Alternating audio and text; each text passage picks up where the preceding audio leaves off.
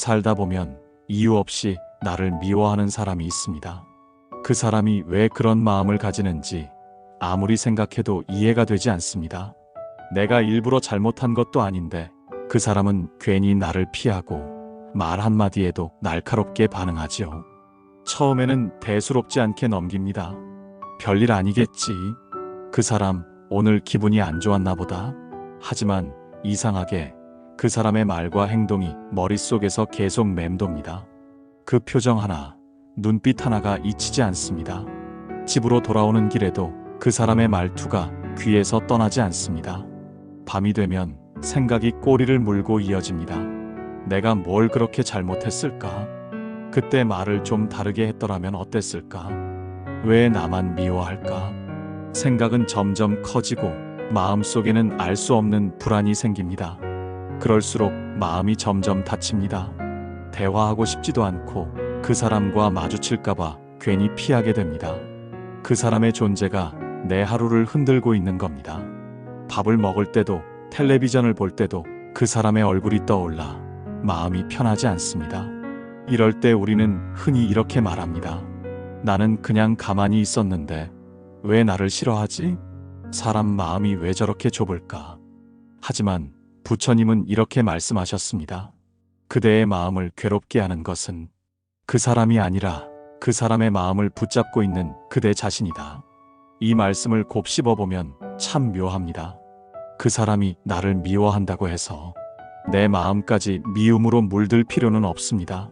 그런데 우리는 그 미움을 내 마음속에 담아두지요. 결국 그 감정은 내 안에서 자라나 나를 괴롭히는 또 하나의 그림자가 됩니다. 미움이란 이상한 힘을 가졌습니다.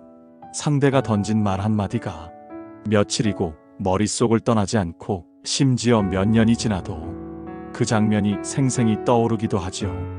그때마다 가슴이 먹먹해지고 그때의 감정이 그대로 되살아납니다. 부처님은 그 마음의 움직임을 업이라 하셨습니다.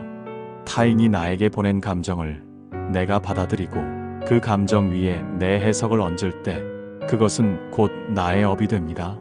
그래서 우리는 타인의 미움을 통해 2번 상처받습니다. 한 번은 그 사람의 말로, 또 한 번은 그 말을 내 안에 담는 나의 집착으로.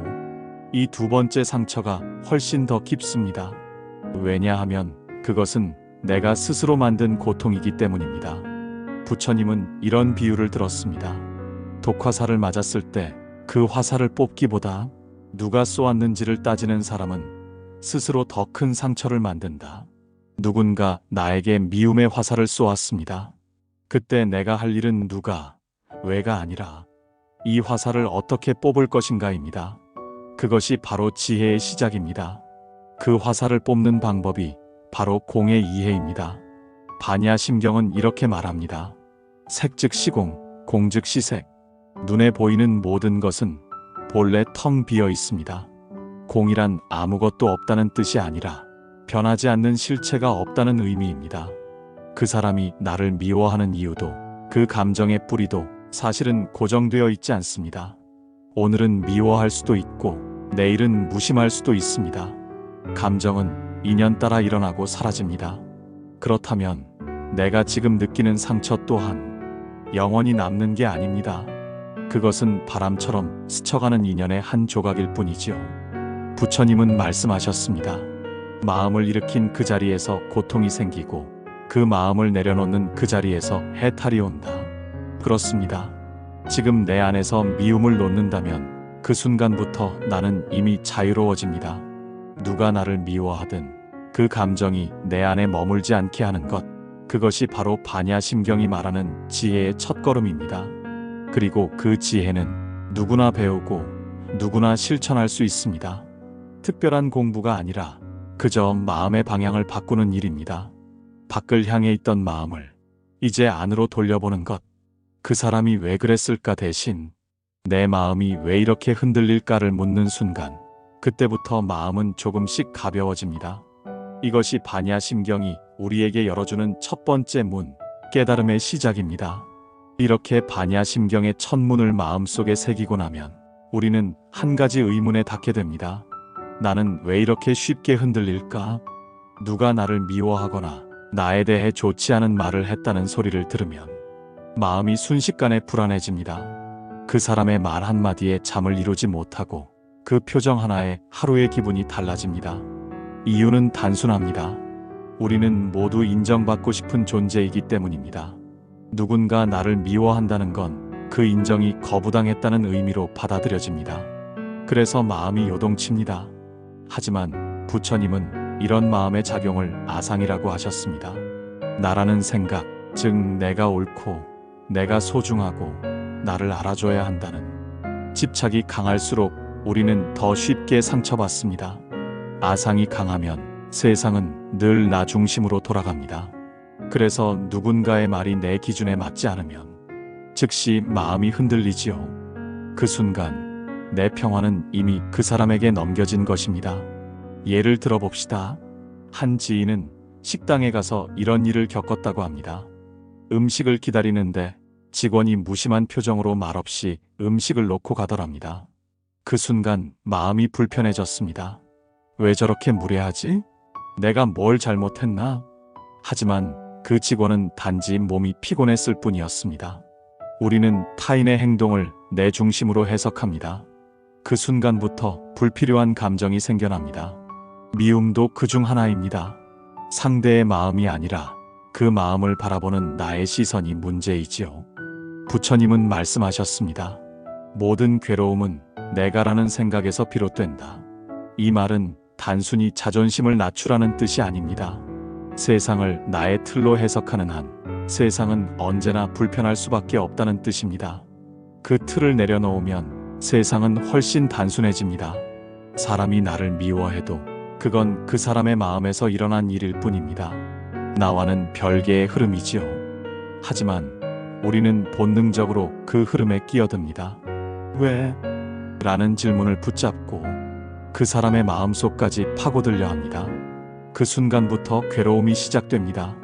불교에서는 이것을 탐, 진, 치라 부릅니다. 탐은 욕심, 진은 분노, 치는 어리석음입니다. 누군가 나를 미워할 때 나는 그 사람을 미워하면서 동시에 이 관계를 바로잡고 싶다는 욕심을 냅니다. 그리고 그 감정을 이해하지 못하는 어리석음으로 괴로워집니다. 이 세 가지가 마음을 뒤흔드는 세 가지 독입니다. 반야심경의 지혜는 이 세 가지 독을 끊는 힘을 줍니다. 공을 아는 자는 두려움이 없다. 이 구절의 뜻은 공을 깨닫는 사람은 나라는 중심이 사라지므로 남의 말에도 세상의 평가에도 더 이상 휘둘리지 않는다는 것입니다. 미움이 내 마음을 흔드는 이유는 결국 그 미움 속에 나가 있기 때문입니다.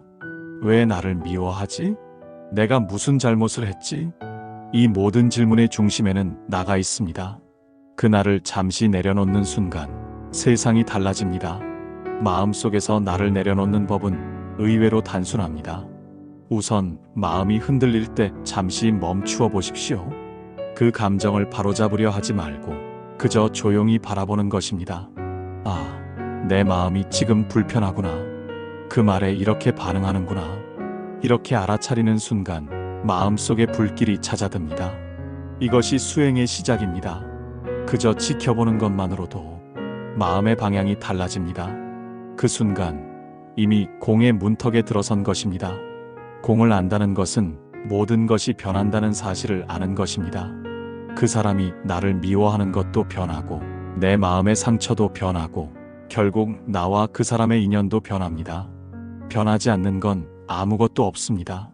이 단순한 진리를 받아들이는 순간 마음은 자유로워집니다.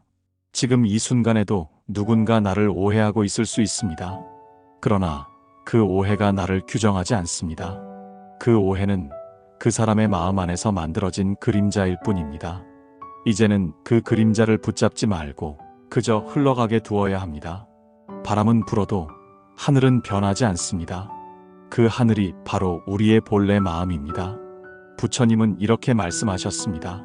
마음이 바다와 같으면 바람이 불어도 흔들리지 않는다. 이제 우리는 배웁니다. 누군가의 말이 내 평화를 흔들 때 그 말을 없애려 하기보다 내 바다를 더 깊게 만드는 것이 해답이라는 것을요. 이 공의 마음이 실제로 어떻게 작용하는지, 그리고 색 즉 시공, 공 즉 시색이 우리 일상에서 어떻게 살아있는 가르침이 될까요? 앞서 말씀드린 것처럼 이제 우리는 공의 마음이 실제로 어떻게 작용하는지를 함께 살펴보려 합니다.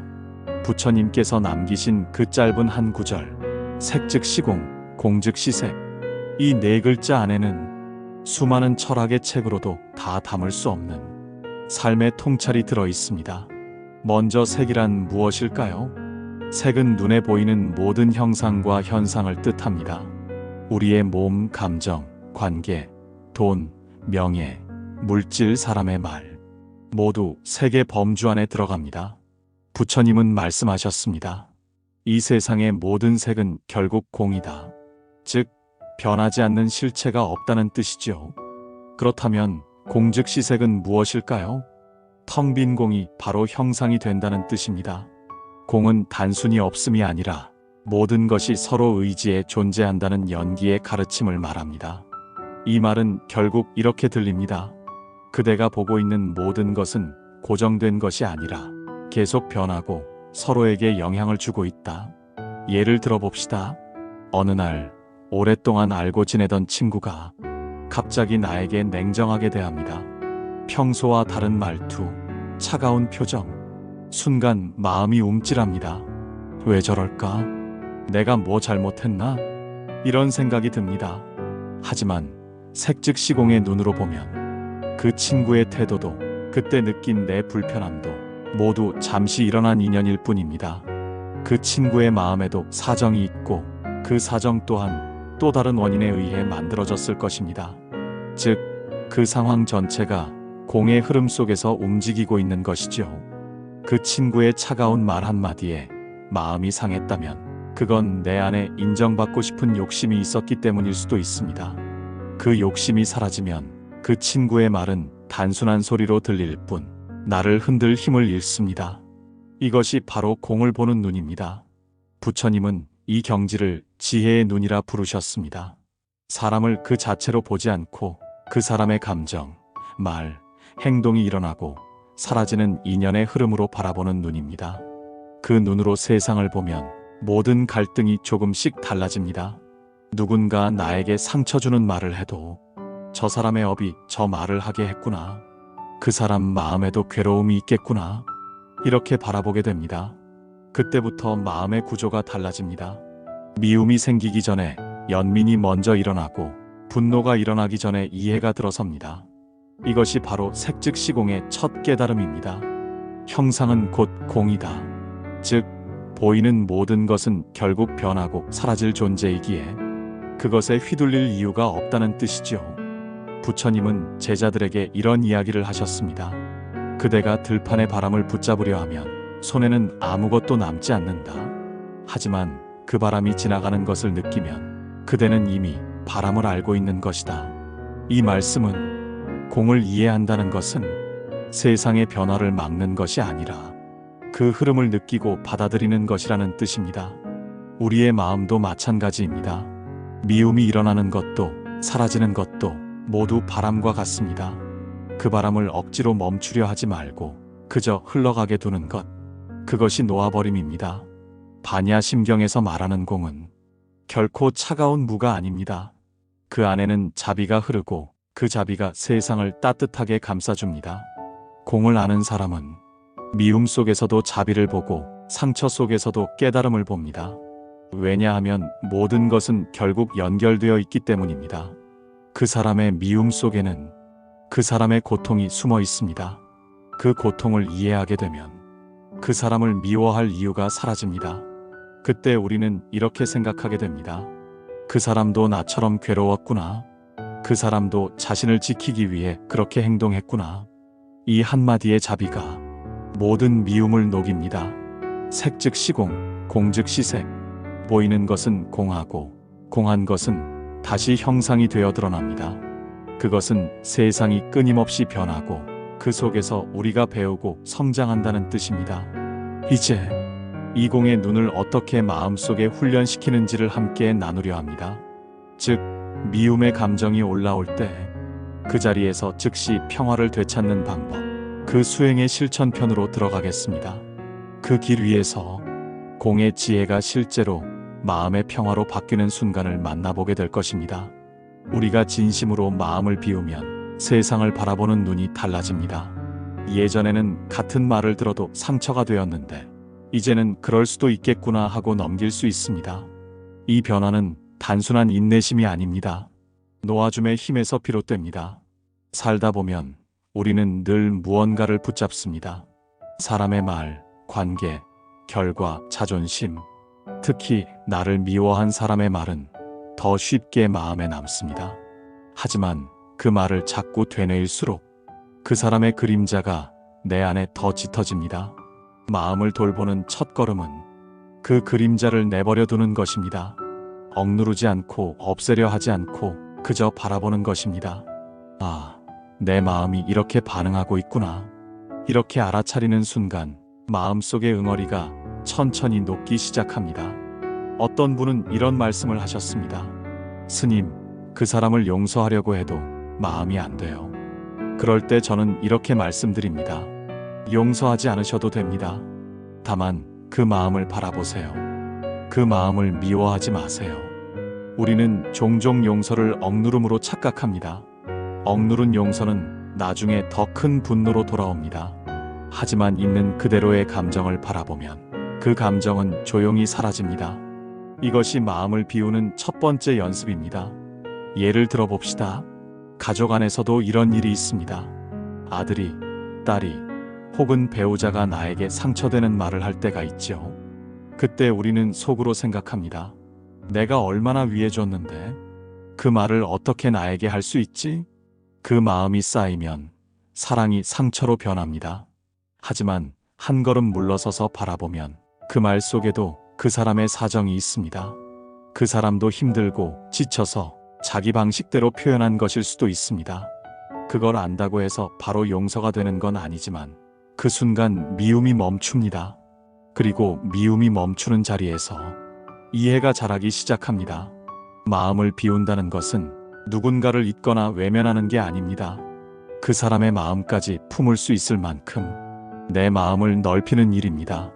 그 순간 세상은 전혀 다르게 보입니다. 나를 미워하던 사람이 여전히 같은 말을 해도 이제는 그 말이 마음속까지 파고들지 않습니다. 마음이 단단해지기 때문입니다. 부처님은 말씀하셨습니다. 마음이 맑으면 세상도 맑다. 이 말은 세상이 변해야 내가 편해지는 게 아니라 내 마음이 바뀌면 세상이 달라진다는 뜻입니다. 그 마음의 변화를 일으키는 것이 바로 비움입니다. 마음을 비운다는 건 어렵지 않습니다. 그저 나에게 묻는 겁니다. 이 감정을 꼭 붙잡고 있어야 할까? 이 말에 반응하지 않아도 괜찮지 않을까? 그 한 번의 질문이 마음의 방향을 완전히 바꿉니다. 비워낸 마음은 자연스럽게 평화로워집니다. 누가 나를 미워하든 그 감정은 더 이상 내 안에 뿌리내리지 못합니다. 그때 비로소 미움의 사슬이 끊어집니다. 그 평화로운 마음을 유지하려면 매일 아주 짧게라도 멈춤의 시간을 가지면 좋습니다. 하루 중 1분이라도 괜찮습니다. 눈을 감고 가만히 숨을 느끼며 이렇게 마음속으로 말해보세요. 이 감정도 흘러갑니다. 이 생각도 잠시 머물다 갑니다. 그 짧은 순간이 마음을 비우는 수행입니다. 이 연습이 쌓이면 삶의 무게가 조금씩 가벼워집니다. 그 무게를 덜어내는 순간 우리는 자유를 느낍니다. 이제 다음 시간에는 이 멈춤의 수행을 조금 더 깊이 실천하는 방법, 즉 마음을 다스리는 관의 힘에 대해 함께 나누겠습니다. 그 관찰의 순간이 우리 마음을 진정으로 치유하는 문이 될 것입니다. 마음을 비우는 수행은 관에서 시작됩니다. 관이란 단순히 본다는 뜻이 아니라 감정과 생각을 억누르지 않고 그대로 바라보는 힘을 말합니다. 부처님은 말씀하셨습니다. 지혜는 보는 데서 시작된다. 우리가 괴로울 때는 대부분 보지 않기 때문입니다. 마음을 피하고 감정을 숨기고 그저 버텨보려 하기 때문에 괴로움이 커집니다. 하지만 그 감정을 있는 그대로 바라보면 그 순간부터 마음은 조금씩 달라집니다. 관의 수행은 이렇게 시작됩니다. 첫째, 멈춤입니다. 감정이 올라올 때 바로 반응하지 않는 것입니다. 누군가 나에게 상처되는 말을 했을 때 그 말에 즉시 대답하지 않고 잠시 호흡을 느껴보세요. 지금 내 안에 분노가 올라오고 있구나. 가슴이 답답하고 손끝이 떨리네. 이렇게 몸과 마음을 함께 바라봅니다. 이 짧은 멈춤이 중요합니다. 멈추는 순간 감정의 방향이 바뀝니다.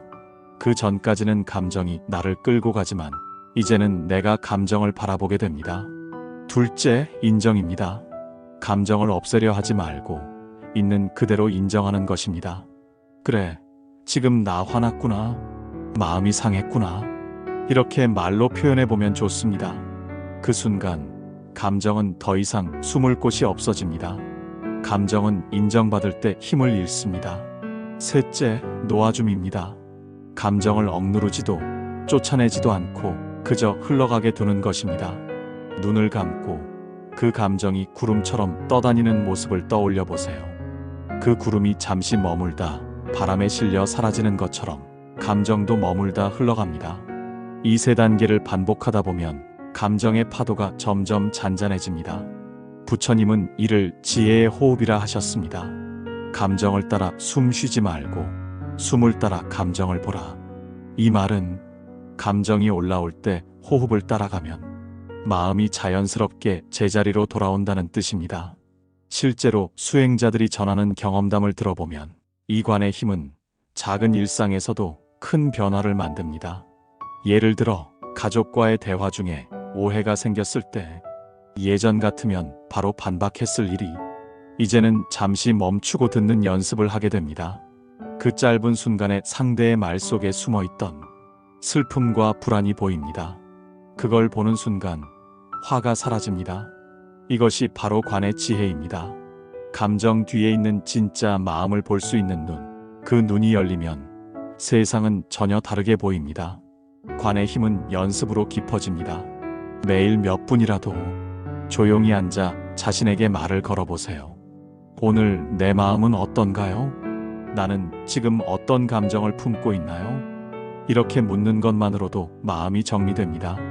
감정이 무겁게 느껴질 때는 그 마음을 종이에 적어보는 것도 좋습니다. 글로 쓰면 생각이 밖으로 나와 마음이 한결 가벼워집니다. 그리고 마지막으로 그 마음을 감사함으로 마무리해 보세요. 이 감정 덕분에 내가 내 마음을 알게 되었구나. 이 감정이 나를 더 깊은 평화로 이끌어 주겠구나. 감정을 미워하지 않고 감정을 스승으로 대하는 것, 그것이 관의 완성입니다.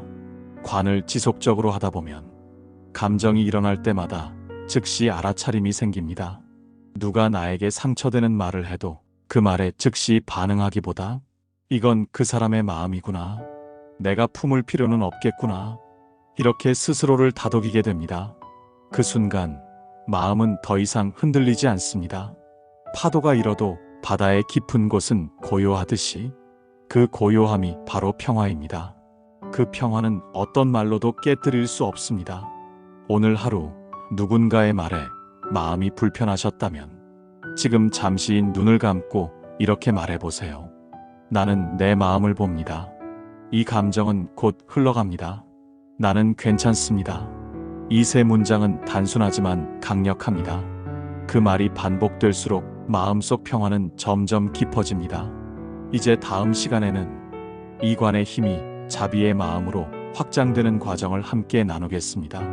즉, 미움이 사라진 자리에서 어떻게 연민이 피어나는지를 이야기할 것입니다. 그때 우리는 마음을 돌보는 것이 곧 사람을 사랑하는 일임을 자연스럽게 느끼게 될 것입니다.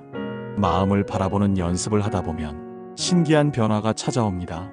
처음에는 단지 내 마음을 진정시키고 싶어서 시작했는데 어느 순간부터는 상대의 마음이 보이기 시작합니다.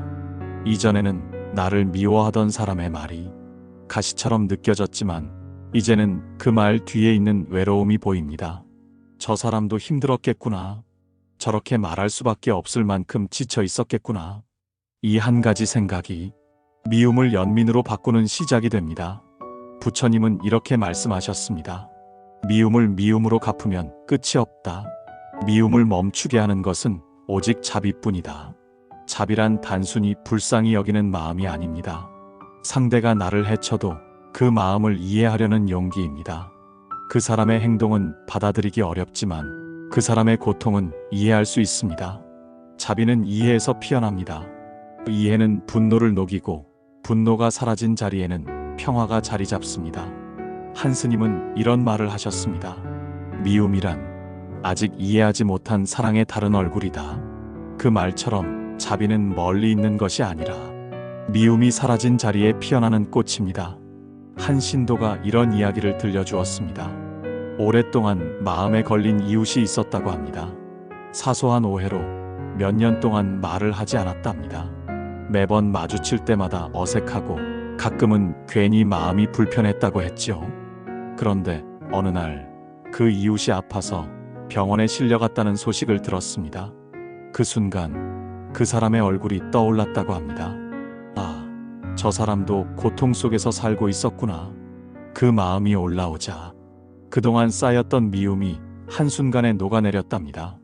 그 후 그 신도는 이렇게 말했습니다. 그 사람을 용서한 게 아니라 그냥 마음이 풀렸어요. 그게 바로 자비의 마음입니다. 용서는 머리로 하는 것이지만 자비는 마음에서 피어납니다. 부처님은 자비를 바다의 파도에 비유하셨습니다. 바다는 모든 것을 받아들입니다. 더러운 물이 들어와도 그것을 밀어내지 않고 그대로 품습니다. 시간이 지나면 그 더러움은 바다의 넓음 속에서 사라집니다.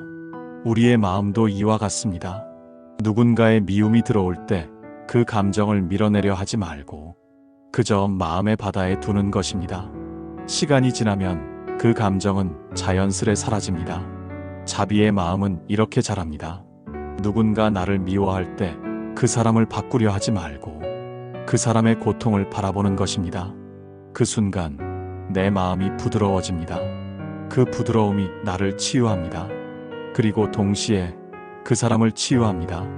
자비의 마음은 말보다 행동으로 드러납니다. 그 사람에게 따뜻한 말 한마디를 건네는 것, 그 사람을 미워하지 않고 그저 조용히 기도하는 것, 이것이 자비의 실천입니다. 매일 아침 눈을 뜰 때 이렇게 마음속으로 되뇌어 보세요. 오늘은 누구에게도 상처 주지 않기를, 오늘은 미워하기보다 이해하기를.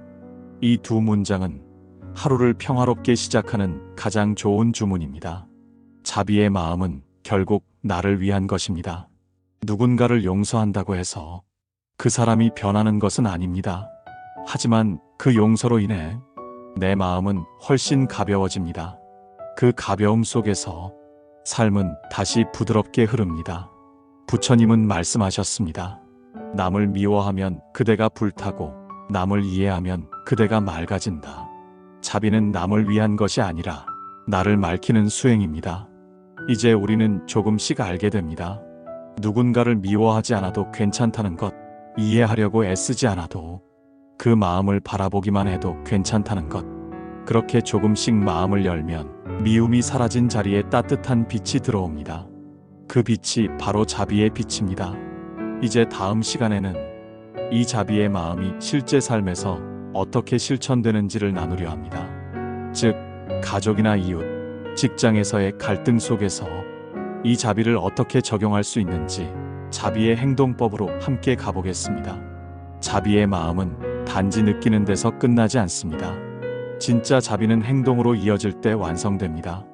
하지만 그 행동은 거창하지 않습니다. 누군가를 위해 큰일을 하는 것이 아니라 그저 한 사람의 마음을 조금 덜 아프게 하는 것. 그것이 진짜 자비의 실천입니다. 부처님은 말씀하셨습니다. 자비는 생각이 아니라 순결이어야 한다. 즉, 특별한 순간에만 하는 것이 아니라 매일의 일상 속에서 자연스럽게 흘러야 한다는 뜻입니다. 오늘 이 시간에는 미움을 자비로 바꾸는 실천법을 3단계로 나누어 이야기해 보겠습니다. 첫째, 이해하기 전에 멈추기. 사람이 나를 미워하거나 상처되는 말을 할 때 우리는 본능적으로 방어합니다. 즉시 반박하거나 그 자리에서 마음을 닫습니다. 하지만 자비의 시작은 바로 멈춤입니다. 그 사람의 말이 마음속으로 들어오기 전에 잠시 멈추어 그 상황을 바라보는 것입니다. 이 사람의 말은 지금 감정의 파도일 뿐이다. 지금 나를 미워해서라기보다 자기 속이 괴로워서 그러는구나. 이렇게 스스로에게 말을 건네면 그 말은 상처가 되지 못합니다. 왜냐하면 이미 이해의 문이 열렸기 때문입니다. 어떤 분은 이렇게 말합니다. 저는 그 사람을 이해하려고 했는데 도저히 안 됐어요.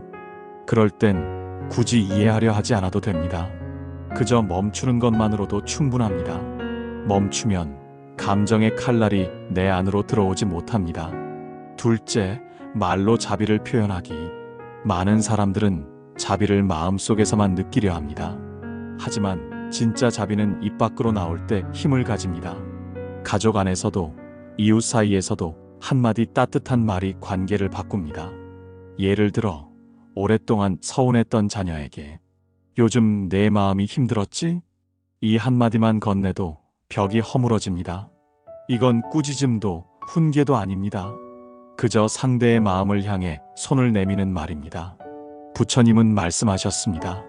부드러운 말 한마디가 천냥의 보시보다 귀하다. 말은 공기처럼 흘러가지만 그 말이 닿은 사람의 마음에는 평화의 씨앗이 남습니다. 자비는 그런 말을 통해 퍼집니다. 혹시 말로 전하기 어렵다면 작은 행동으로도 충분합니다.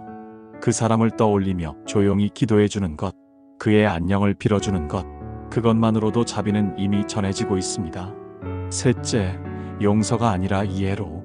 우리는 종종 용서라는 말에 부담을 느낍니다. 내가 왜 용서해야 하지? 그 사람이 잘못했는데 왜 내가 풀어야 하지? 맞습니다. 용서는 억지로 하는 게 아닙니다. 진짜 자비는 용서하려 애쓰지 않아도 자연스럽게 마음이 풀릴 때 피어납니다. 그때 우리는 깨닫습니다.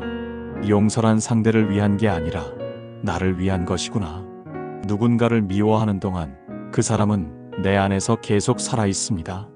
그 미움을 놓는 순간 그 사람은 내 마음에서 조용히 떠납니다. 그 빈자리에 평화가 들어옵니다.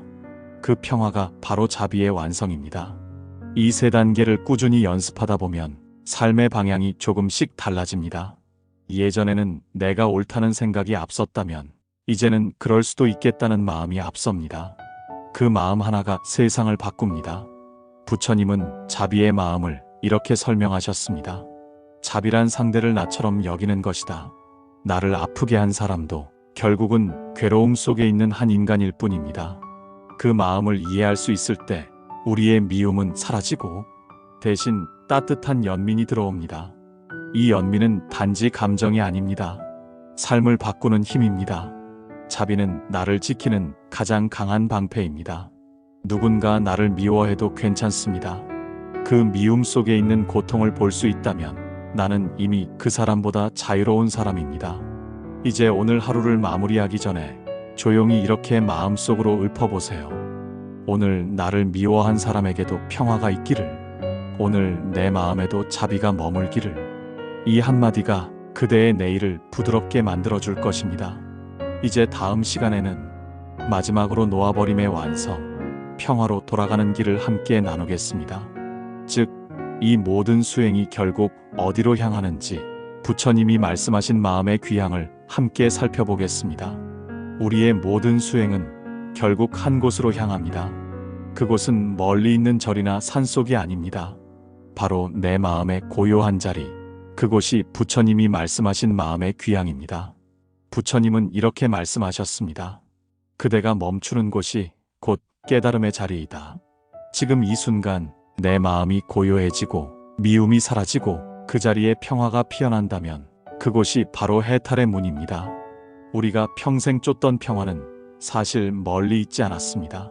그저 너무 많은 생각, 너무 많은 감정에 가려져 있던 것뿐입니다. 그 생각을 내려놓고 나면 평화는 언제나 그 자리에서 우리를 기다리고 있었습니다. 이제 우리는 압니다. 누가 나를 미워하든 그 미움은 내 안에 머물지 않는다는 것을요. 누군가 내게 상처 주는 말을 해도 그 말은 잠시 스쳐 지나가는 바람일 뿐이라는 것을요.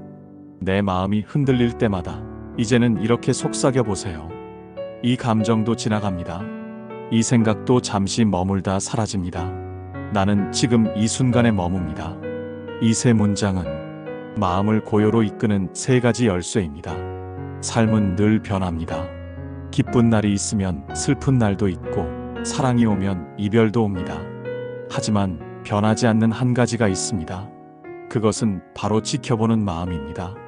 그 마음을 키우면 세상의 모든 변화는 괴로움이 아니라 배움이 됩니다. 누군가의 미움조차 나를 깨우는 스승이 됩니다. 그 사람 덕분에 나는 내 마음을 들여다보게 되었고, 그 마음 덕분에 자비를 배우게 되었기 때문입니다. 이것이 놓아버림의 완성입니다. 놓는다는 것은 잊는 것이 아닙니다. 그 기억이 있어도 괜찮다고 받아들이는 일입니다. 그때 마음이 부드러워지고, 그 부드러움이 바로 평화입니다. 부처님은 말씀하셨습니다. 마음이 고요하면 세상의 모든 소리가 법문이 된다. 즉, 누군가의 말도, 삶의 굴곡도, 심지어 내가 겪은 아픔마저도 모두 나를 깨닫게 하는 가르침으로 변합니다. 이제 우리는 미움의 끝에서 자비를 만났고, 자비의 끝에서 평화를 만났습니다. 그 평화는 외부에서 얻는 것이 아니라 내 안에서 피어나는 것입니다. 이제는 더 이상 싸울 필요도, 증명할 필요도 없습니다. 그저 고요히 숨 쉬며 이렇게 마음속으로 말해보세요. 나는 괜찮습니다. 이 마음으로 충분합니다. 이 한마디가 그대의 하루를 바꾸고 삶의 방향을 바꿉니다. 누군가의 미움 속에서도 흔들리지 않고 세상의 소음 속에서도 고요함을 지킬 수 있다면 그대는 이미 깨달음의 문 안에 있습니다. 오늘 이 시간 반야심경의 한 구절 속에서 시작된 여정은 결국 우리를 평화로 돌아가는 길로 이끌었습니다. 이제 그 길 위에서 부처님의 지혜와 자비가 그대의 걸음마다 함께 하시길 바랍니다. 그대가 오늘 이 영상을 다 듣고 난 뒤 한 가지 마음만 기억하신다면 좋겠습니다. 누가 나를 미워해도 나는 사랑으로 머무를 수 있다. 그 마음 하나면 충분합니다. 그 마음이 곧 반야의 지혜요, 자비의 빛입니다. 오늘 하루 그대의 마음이 평화로 머물길 바랍니다. 나무아미타불 관세음보살